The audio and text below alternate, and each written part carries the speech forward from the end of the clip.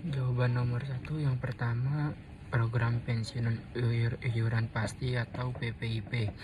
Definite Contribution Plan adalah program pensiun yang iurannya ditetapkan dalam peraturan dana pensiun dan seluruh iuran beserta hasil pengembangnya dibukukan pada rekening masing-masing sebagai manfaat pensiun.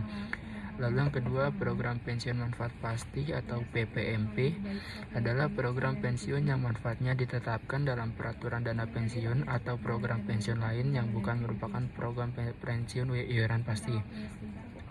Lalu yang ketiga, program pensiun berdasarkan keuntungan atau PPBK adalah program pensiun iuran pasti yang iurannya dari pemberian kerja berdasarkan pada rumus yang dikaitkan dengan keuntungan pemberi kerja. Lalu jawaban soal kedua adalah yang pertama, dari iuran peserta saja, berasal dari potongan gaji karyawan setiap bulan atau DPLK. Lalu yang kedua, dari iuran pemberi kerja saja, berasal dari sumbangan dari pemberi kerja selaku majikan dari karyawannya atau DPPK dan DPLK. Dan yang ketiga, dari iuran pemberi kerja dan peserta, DPPK dan DPLK.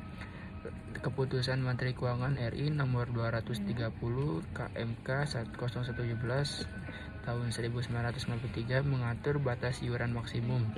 Iuran peserta sama dengan 7,5% dikali gaji dasar pensiun iuran pemberi kerja sama dengan 12,5% dikali dasar gaji pensiun jumlah iuran sama dengan 20% dikali gaji dasar pensiun. Lalu nomor ketiga jawabannya adalah yang pertama, kebersamaan. Dalam pengelolaan dana pensiun mengacu pada kolaborasi dan partisipasi semua pihak yang terlibat, termasuk pekerja, pemberi kerja, dan pengelola dana pensiun.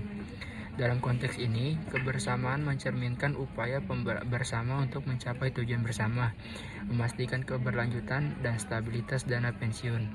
Lalu yang keadilan maksudnya adalah dalam pengelolaan dana pensiun mengacu pada perlakuan yang adil dan setara terhadap semua peserta dan penerima manfaat pensiun. Hal ini mencakup pembagian kontribusi dan alokasi hasil investasi secara adil tanpa diskriminasi berdasarkan usia, jenis kelamin, atau karakteristik lainnya. Keadilan juga melibatkan transparansi dalam pengambilan keputusan terkait investasi dan alokasi dana pensiun.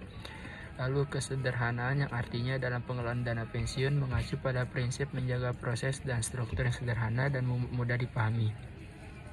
Dalam konteks ini, kesederhanaan bermaksud menghindari kompleksitas yang berlebihan dalam pengelolaan dana pensiun, baik dari segi regulasi, pengelolaan investasi, maupun pelaporan. Kesederhanaan mempermudah akses dan pengelolaan dana pensiun bagi semua pihak yang terlibat dan mendorong efisiensi operasional. Lalu jawaban nomor keempat, usaha gadai memiliki ciri-ciri sebagai berikut. Yang pertama, terdapat barang-barang berharga yang digadaikan. Lalu yang kedua, nilai jumlah pinjaman tergantung nilai barang yang digadaikan. Dan yang ketiga, barang-barang yang dapat ditebus kembali.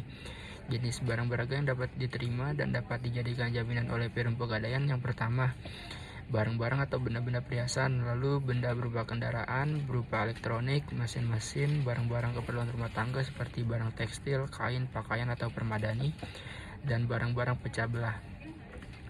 Jawaban nomor 5 adalah deposito berjangka dan sertifikasi deposito pada bank maksimal 100%, saham, obligasi, dan surat berharga yang tercatat pada Bursa Efek Indonesia kecuali opsi dan warrant maksimal 100%, lalu surat berharga pasar uang atau SPBU yang diterbitkan badan hukum didirikan berdasarkan hukum Indonesia maksimal 100%, lalu penempatan langsung pada saham atau surat pengakuan hutang berjangka waktu lebih dari 1 tahun yang diterbitkan oleh badan hukum yang didirikan berdasarkan hukum Indonesia maksimal 20%, dan yang terakhir dan tanah dan bangunan maksimal 15%. Terima kasih.